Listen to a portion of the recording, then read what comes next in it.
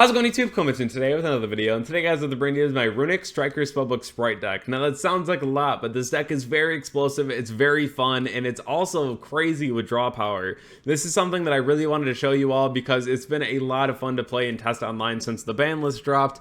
Big shout outs to Austin Smothers and Squid from my Discord for collabing on the deck. I do hope that you enjoy this, and if you did, definitely let me know down in the comments below. And if you haven't already subscribed, we are almost at 16,000 subscribers, so definitely go ahead and do so. I really do hope you enjoy this though. This deck is a lot of fun and I have had so much fun with it so far. So if you haven't already checked out my sponsors over in Imperial Duelist, Dragon Shield, or Gem, definitely go ahead and do so down in the description below. And without further ado, let's hop right into what the deck is made of. Spellbook is really fun to play with Spright, especially because of Magician of Prophecy being a level 2. You go ahead and add that Spellbook and Knowledge, get that free draw 2, especially if you go ahead and just use the Magician of Prophecy to be a 2 on the board, summon out all your sprites, make Elf, bring Magician back, and then use it for the draw 2, which is really cool as well. A lot of different things that you can do in this list, especially because you're playing the Striker cards, so a lot of the Spellbook cards really just gas up the graveyard, so you at least have a really good chance going second. You can go ahead and just break down a board, steal other elves, other monsters with Widow Anchors, use cards like Afterburner to deal with the problematic back row even. I really like that too, and you play like Spellbook of Fate as well, so that's also really cool. And then even Spellbook of Judgment being able to go ahead and just summon out the really cool tech card that we have in the list, I'll show you later on, and then replenish your hand in the end phase. It's really something cool. This list itself just works together so well, and I'm very excited for you to see it here in a couple minutes. So the next thing is going to be talking about that Striker engine. I do like this a lot though, because it does solve a problem. We've had a lot of situations where there's like so many people main decking mine, or we deal with mine, or there's a lot of like back row decks, or there's just big boards that are hard to deal with. And so you can go ahead and like burner your own monster and deal with a back row, and then mine will die in the end phase. You can go ahead and just burn a monster they control and like a problematic floodgate. You can go ahead and just use this to just go ahead and go into a free link too with like Hia, and then just summon back an elf or like a red or a carrot, which is really cool too. So there's a lot of different options that the Striker engine does give you in the deck, especially the ability to go second, which I like a lot because I feel like that's lacking in a lot of decks right now. The next thing is going to be that Runic engine. I think this is really cool, especially just have that like quote-unquote e-telly for the level 2, especially just to get you started if you don't draw any of your other engines, which is really nice too. Then also being able to have the free MSTs, the free destructions, the free imperms off these cards, and the draw power themselves,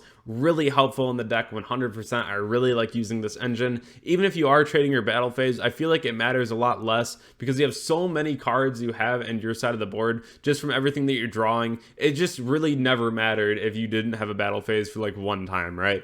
The other thing too is going to be talking about that Spright engine and just the ability to just go ahead and summon sprites off of having like the Magician of Prophecy on the board. It's really cool, honestly. This is something that really does work together well. There's a nice combo that you can do where you can like summon the Magician of Prophecy, summon blue, summon Jet search like starter, overlay the blue and the Jet, and then you make the Gigantic, and then Gigantic summon another Spellbook Magician of Prophecy from the deck, and then you use both Prophecies and you make Crowley, and then Crowley goes ahead and adds you another Spellbook card, and then you can keep extending from there. It's just really cool because then it opens up really nice play lines later on for even cards like Selene. So I really like that too. There's a lot of people who are probably going to be like, hey, you're locked into 2s anyway, but at the same point there are going to be a lot of situations where you have like an elf on the board and you can go ahead and bring back like a Spellbook Magician of Prophecy on your next turn, and then go into Selene, and then Selene bring back the Prophecy as well. So there's going to be a lot of really cool things that you can do with that.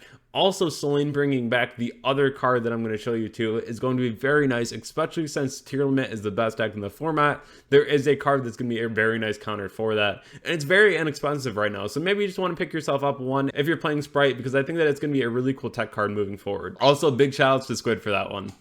So this is actually going to be the card right here. It's Knight's End Sorcerer. It's very cool. When this card is special summoned, you can target up to 2 cards in your opponent's graveyard for cost and then banish them. If your opponent has like Shaylin, you can go ahead and chain Elf, or you can chain Selene, summon back Knight's End Sorcerer, and so once Shaylin resolves, mill 3, there's going to be cards that your opponent has to activate first. So at that point, you can go ahead and go Chain Link 4 or whatever it is, your Knight's End Sorcerer, and then banish the cards out of their graveyard. board that they were trying to use, which is really cool too. I think that this card is really nice to be able to keep bringing back to the board. It's also a tuner, which is really cool as well. So like maybe in a later game situation, if you did want to play cards like Herald of the Arclight, I could see that as well to make your matchup versus Tearlament even better. So there are a lot of really cool applications for this card. I think that it's a really nice addition to the deck.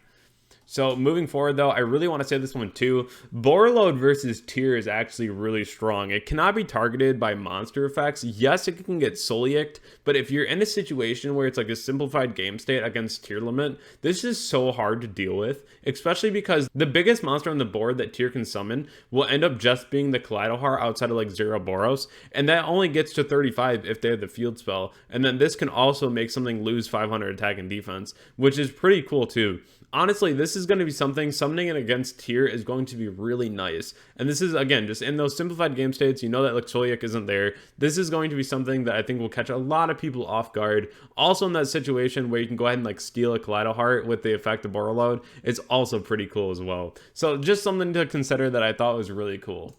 The next thing is actually just going to be talking about the list. There's a lot to talk about and a lot to break down here. So the first thing you see in the list is going to be Aperia. Aperia is really cool because you can go ahead and summon it off of the Gigantic and get a draw. And then later on in your opponent's turn, you can go ahead and just summon it back with like Elf and then get another draw. So I think that's really cool just for like an endless draw every single turn. So you draw for turn, you get a draw off this, and then on your opponent's turn, you can summon it back, get a draw. So I think that's really nice. I play the 1-in-1 Magician Soul's Illusion. It's really nice too because it works out really well for having like the additional spellcaster and then pitching off the additional cards you may not need at the time. Because let's say you open up like the additional fountain, or if you have like the additional spellbook cards or striker cards that you like don't need at the time you're going first, it just gives you another avenue that I really like to have. And it's also just another really easy way to be able to make dark because you have this as an additional monster on the board. So it's just another way that you can go ahead and get into combo. I think versus the Spright deck is going to be very strong because you can go ahead and just make dark and then bring back like a blue and then go into your full combo. So I think that dark is a very key piece of this deck. I really like it a lot. And any ways that I have to be able to just free make it is really nice too. So the other thing too is like playing the ratios that I am for the spellbook cards, playing 1 Judgment, 1 Fate, 1 Knowledge, 1 Masters, and then 3 of the Secrets. I really like Masters. Some people don't like it, but at the same point, I think that it's really nice, especially if you open up any spellbook card, because at that point, like you can go ahead, if you have the access to even like the Magician of Prophecy, to go ahead and add 1, go ahead and use your Masters, and then copy one of the cards in your graveyard. Especially copying like Knowledge is crazy, especially if you're just bringing back like Magician of Prophecy off of the Elf.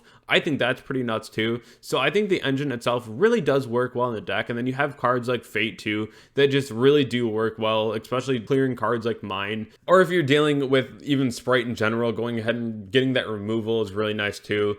I'm only playing the 1 red, the 1 carrot, and I am playing the 1 pixies to go ahead and protect the board, of course. I think that's just smart.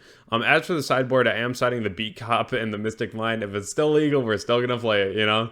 At least in the extra deck too, we do have that Borreload. We have the Crowley. I think that's still really cool to play with the Selene. Selene is really nice too in this deck. Again, being able to bring back that Sorcerer, being able to bring back other monsters and go into cards like Zeraboros. I think that's just a really nice card to have in the deck at the moment.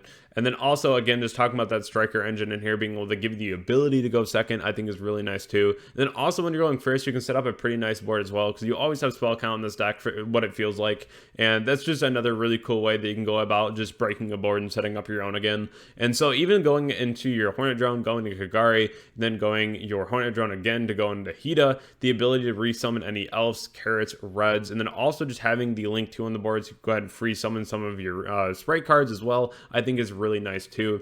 So this is something that I've been putting a lot of thought into since the ban list dropped, and again, just conversations about the deck and where it really could go. So I am interested to hear what you have to say about the deck, because it's honestly really cool. I've had a lot of fun with this so far, and I really wanted to bring this to you because I do think that it's worthwhile to talk about. And also with the sideboard, I feel like in your side, you really have to have Gamma right now. There's just so many problematic cards in the game, whether or not you're really afraid of the Griffin going off so you don't get eradicated, or if you're really worried worried about like Dweller going off and you're playing Tier Limit, you just have to have the Gamma ready to go. I'm also siding cards like Crow too, because I really don't want to get Eradicator. So when it gets sent off the Curious, you just want to have an answer for it, especially if you're playing a deck where like Eradicator just matters. It's just a card that's still in the format, unfortunately. That's another thing where like we really wanted to see that banned as well, but that didn't happen. So that's just kind of unfortunate. But again, let me know what you thought about the deck. I think that it's a lot of fun. I think that it's really cool to play. And it's something that I've just had a lot of fun with so far. And if you haven't already joined my Discord, Twitch, Twitter, or Instagram, definitely go ahead and do so, all down in the description below. And if you want a coaching session or a Metafy, definitely let me know so we can get a time set up. And I'm looking forward to getting a lot more of those set up with everyone. Also, if you haven't heard, on Sunday, this Sunday, I'll be doing my first YouTube live stream at 7 p.m. EST, and I hope to see you all there. It's gonna be a lot of fun. Without further ado, though, I hope that everyone has a wonderful night, and I'll catch you all in the next video. Thank you.